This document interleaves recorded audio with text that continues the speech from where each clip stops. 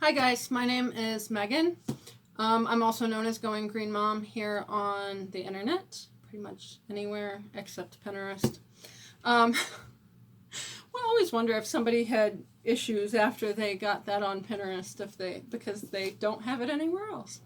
Anyway, I was doing some energy work, and my guides really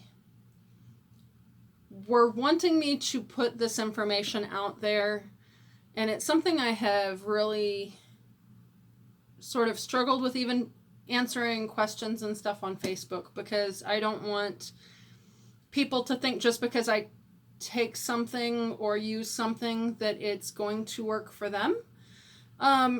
So please realize I am not a medical professional. I have not been through med school. I haven't been through naturopathy school or whatever it is, or herbalism school. I have not done any of those things.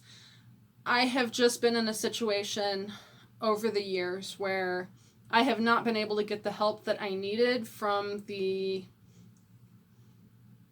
normal medical establishment, let's say. So whether it be because I didn't have insurance, or they just don't want to deal with not being able to throw a prescription pill at something, and a lot of doctors I have talked to don't have the background to necessarily talk about it anyways, because they just don't know what stuff does or what might interact with something else. So through the course of my journey, which started when I was 15 or 16, I was actually in gym class and sent to the principal's office because it hurt to run, so I just didn't run. And that started sort of a cascade of doctor's appointments. I think I went through 9 rheumatologists before we finally found the one that was able to diagnose me. Most of them, and of course this horrified me at the time, their first question was, well, are you pregnant? And when you're 15, that is not what you want to be asked. Totally uncomfortable situation.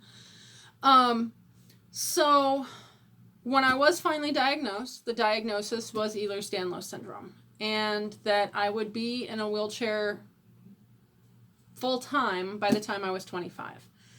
That did not happen. I'm actually very rarely in wheelchairs, just occasionally when I have issues with panic attacks at work at this point.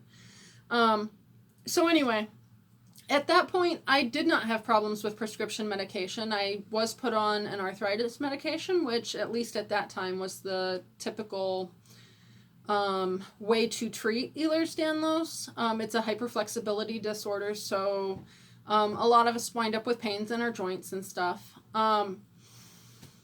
There are some other issues that can go along with it, and I think that's really been studied over the years a lot more.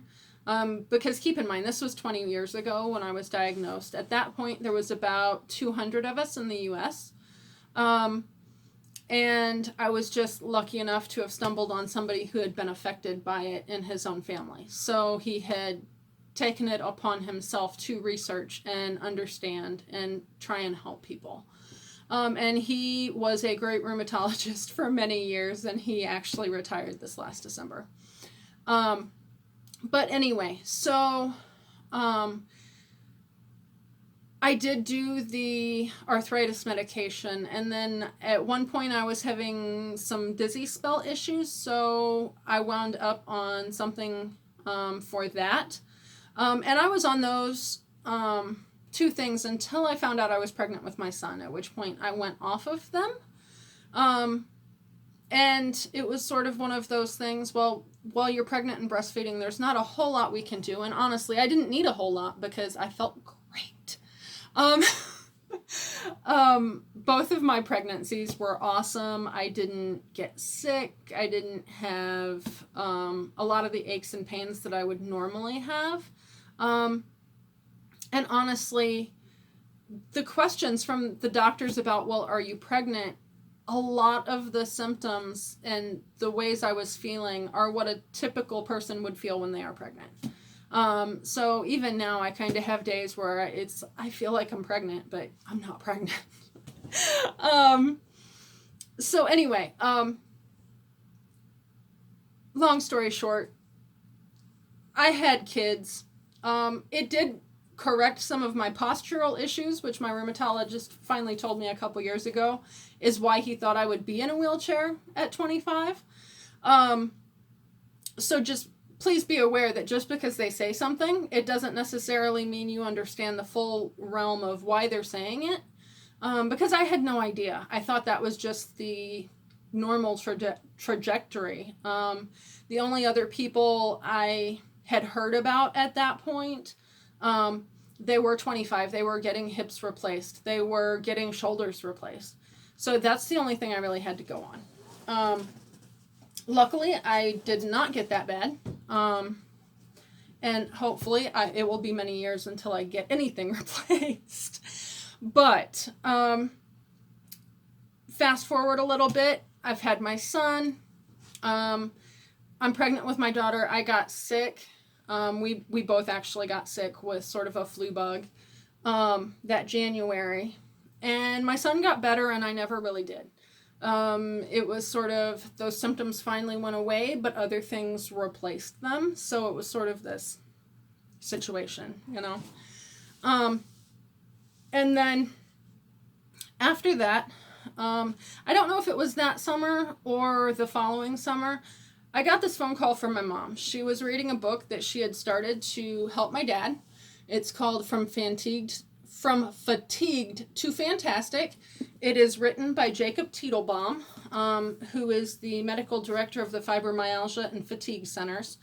It's put together really well. It goes through all the various symptoms, both sides of the symptoms. So a lot of things with fibro, you can be one way or you can be the exact opposite, and it still both contributes. It goes through medical interventions, medical testing, herbal remedies, nutritional deficiencies, that kind of thing. So this is a very good book. And a lot of the older things that I started taking, that's where those came in, and where I picked up that I might need to supplement those. Over the years, other places I look for reference if I'm going to start taking something or need to fix an ailment. Prescription for herbal healing.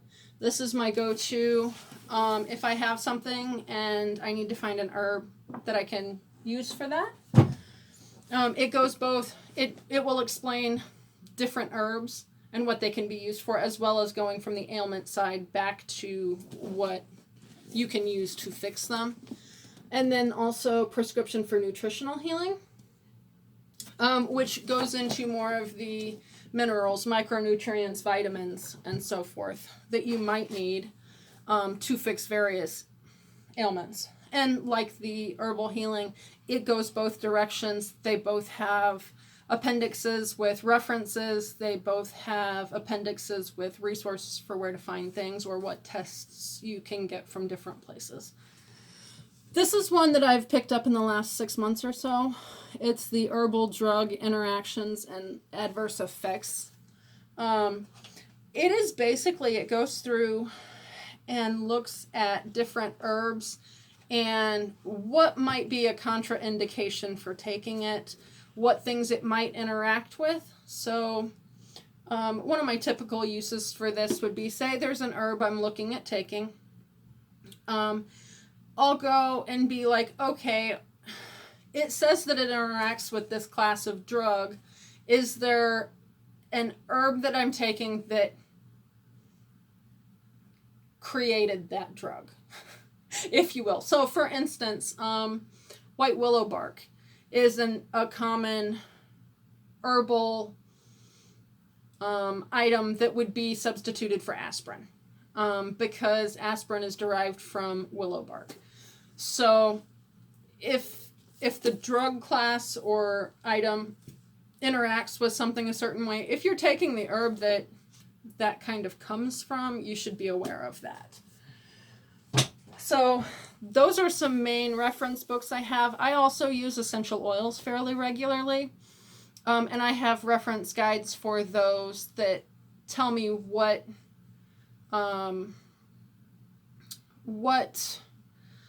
oils can be used for what ailments and so forth, and how those oils work. And it's the same thing. If something's going to interact one way or the other, or if I'm already taking something, I'll likely avoid the essential oil of that so that I'm not getting just overly inundated. Okay, so I am just going to kind of start. I do have, it's a couching basket that I keep my morning stuff in. So I'm going to start on just one end.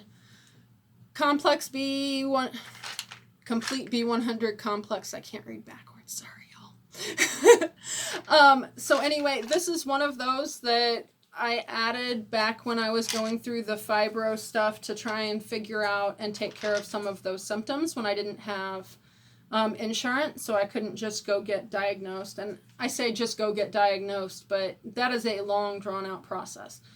My typical mindset, I don't care about a diagnosis, I just want to feel better. So if I can do something easily to fix the problem, I'm going to go with that rather than sit there and pay thousands of dollars for testing that doesn't necessarily mean I'm going to get a good outcome in terms of how I feel. It's just not something that I need. Turmeric extract. This is what I landed on to replace the arthritis medication after I got done with pregnancy and breastfeeding. I don't honestly know if you couldn't use this while breastfeeding, honestly. I didn't want to use like prescription medication while I was breastfeeding. But anyway, when I needed to go back on arthritis medication because the hormones had that make me less pained during pregnancy and childbirth were out of my system, this is what I went to, and it has worked well for me. I know I've got some friends it has not worked well for their pain issues. Their types of arthritis and such are not necessarily the same as mine, and I would venture a guess that that is why it doesn't work the same for them as it did for me. So that's just, everybody is different. That's one thing with herbs and essential oils and everything that you'll pretty quickly figure out. Sometimes they are not, and even with prescription drugs, not everything is going to work for everybody. And sometimes you'll have side effects from something. And yes, I will say that there's herbs that have side effects. I know a lot of people, it's like, well, it's all natural, so it's okay. If it has the power to heal, it has the power to hurt. That's just my general philosophy on it. So that's one reason I put so much effort into researching what I'm taking. Or I have decided that it's worth the risk to temporarily try something. Vitamin D3, another one I found from that book. With the D vitamins, there is D2 available. It is not as readily absorbed, so D3 is definitely the preference. I do actually take a lot of it for what a lot of people would need. I did at one point have trouble absorbing it and wound up going to a tanning bed for about 1.5 years. Not because I wanted to be tan. I thought they probably thought I was absolutely nuts. It's like, how can I get the least amount of color possible but still get the vitamin D? And they would always laugh. But I wanted to protect my skin from becoming dry and stuff, but I didn't want the color that so many people want in that situation. After a while, my body could absorb vitamin D that was taken orally, so I have gone that route since then and just used the regular old sun as much as possible. Just keep in mind that if you're wearing sunscreen, you're not absorbing vitamin D from that. So maybe go outside for a half an hour or so before you put sunscreen on so you actually get some vitamin D. Obviously, my opinion, if you have other issues, check with your doctors. Astragalus root was not from the fibro book that I know of. It's one that I landed on. I had started having trouble with food sensitivities and things in my environment that my body could not handle several years ago. So I started the astragalus root and basically used it to help modulate what my system was dealing with and to boost my immune system so that it could process the toxins that I either consumed through food or ran into environmentally. And I say that things like synthetic fragrances will set me off. I have trouble with a lot of synthetics in food. So things like artificial coloring or artificial flavors don't always set well with my system. And then that is actually, astragalus root is one that I ran into a situation this winter where a friend of mine kept getting sick over and over again at work because we work in fairly close quarters with other people, and one of those, it just happens when you're in that kind of situation and exposed to a lot of things. And he kept getting sick, and he finally sat down one day at lunch, and he's like, I'm still getting over this, but you have so many health issues and you never get sick. What do you do? And this is what I turned him on to, and within a month it was completely wiped out and he was back to full strength after like 3 months of just back and forth with it. So that is my go-to for immune boosting. Lemon balm is one that I ran into. I did not do as much research on this as I have done on other things.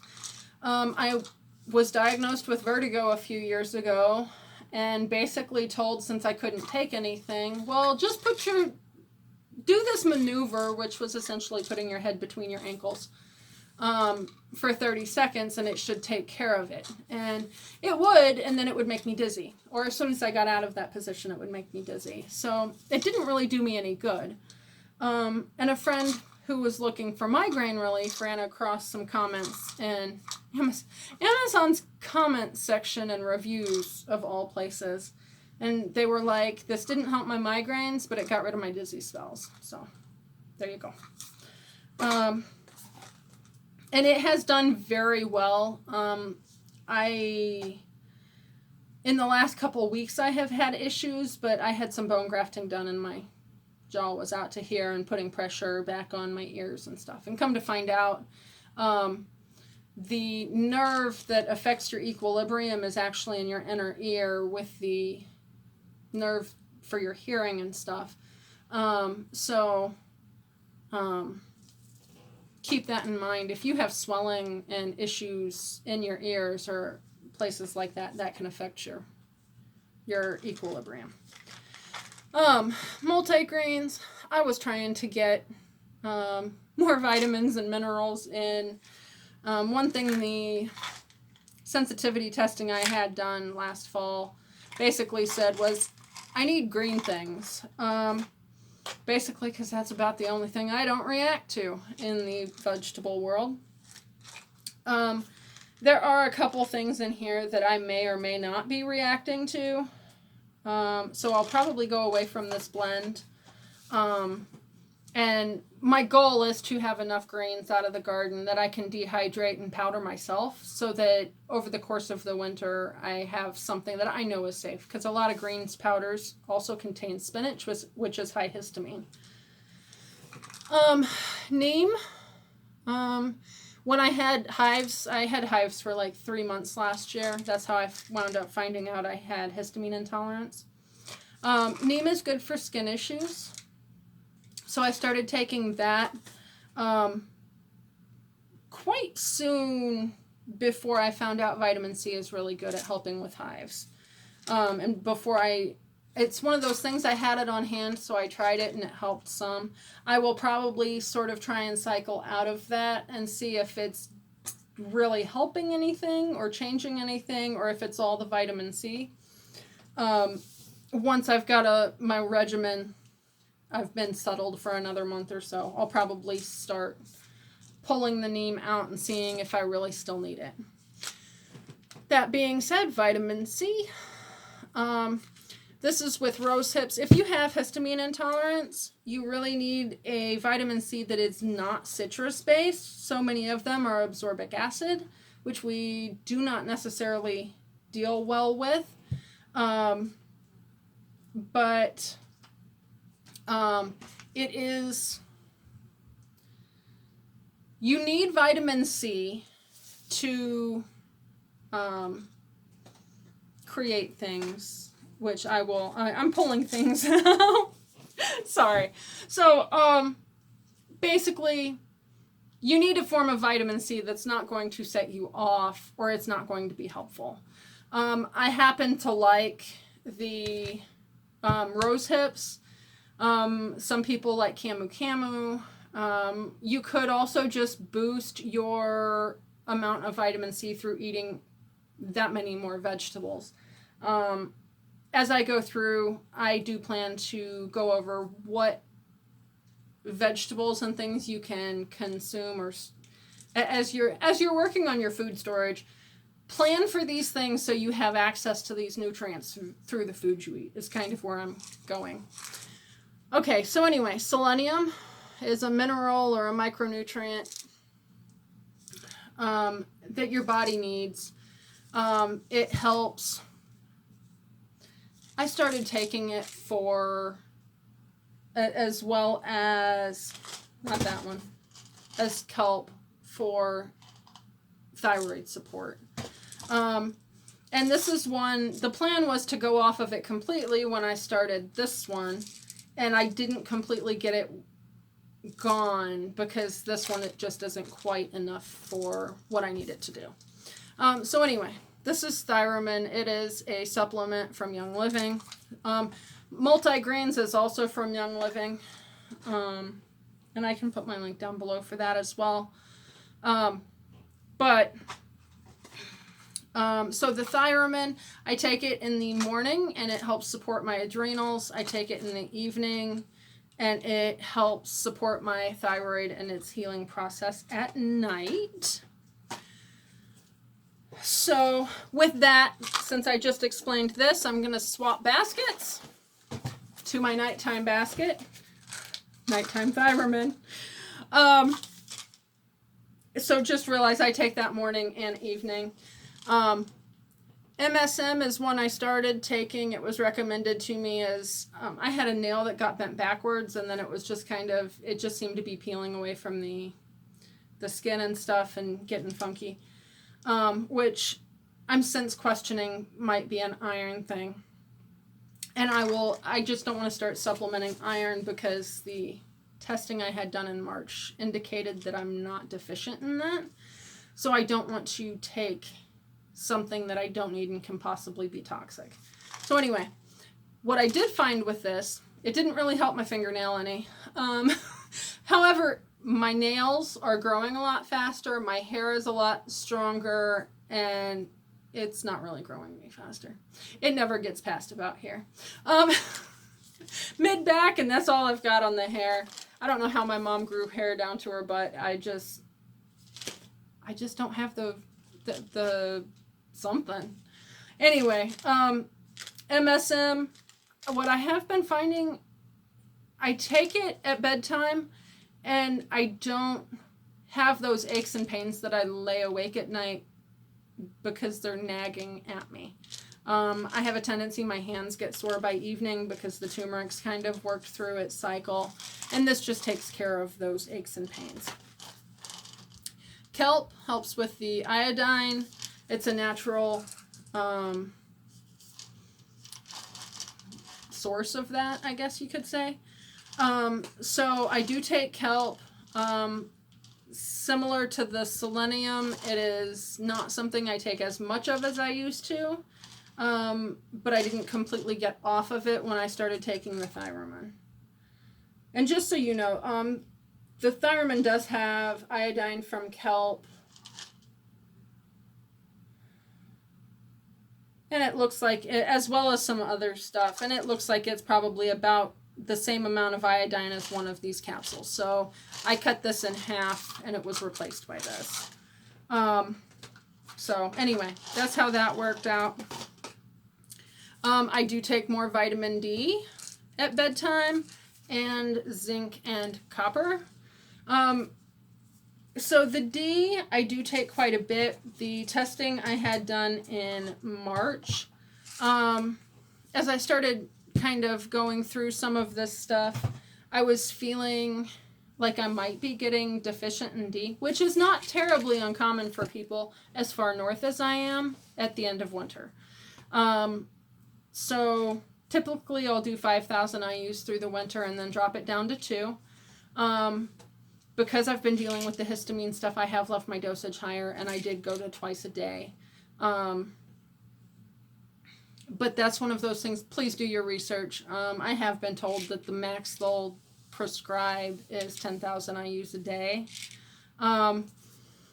So I don't know. As I get more sun this summer, I will probably drop it down. Whether or not it'll stay twice a day, I don't know. Honestly, the only reason that puts one thing in one basket rather than the other is muscle testing as to when the best time would be to take it.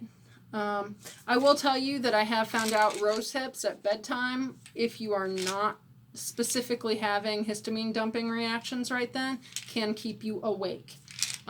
So I had been trying to take vitamin C to help combat the histamine dump. If I could get to sleep before the histamine dump started, I'm okay.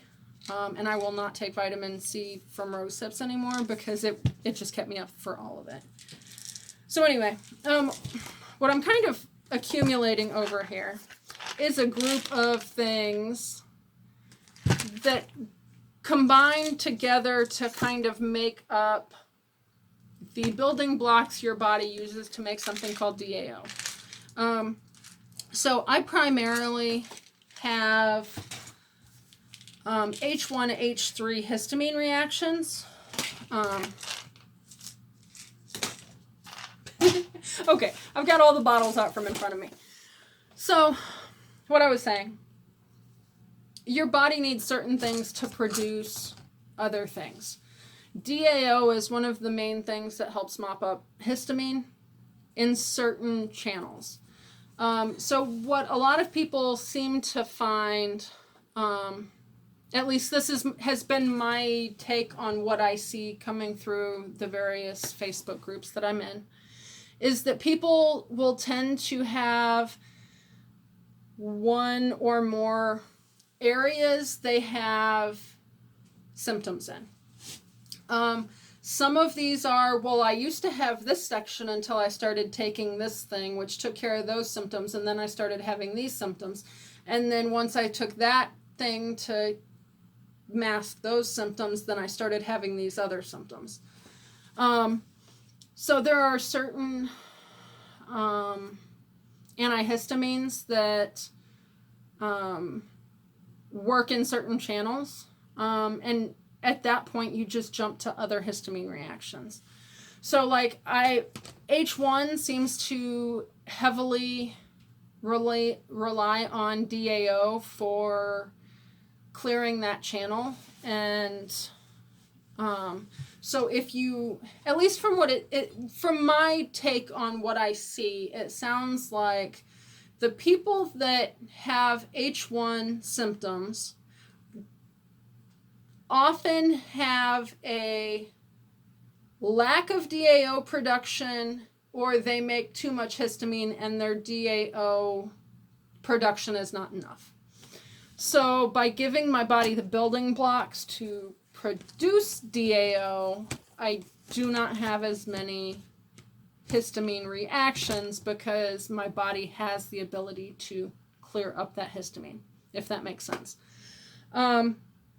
And then of course the berberine is focused on root cause, clearing up the PCOS, fixing some of the insulin resistance, and hopefully hopefully I will have some weight loss from that, or however your body fixes that. I know it really seems to focus on weight loss.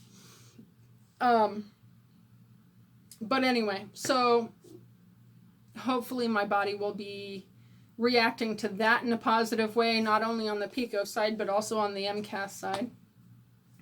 And then I can kind of find my equilibrium and not have any symptoms.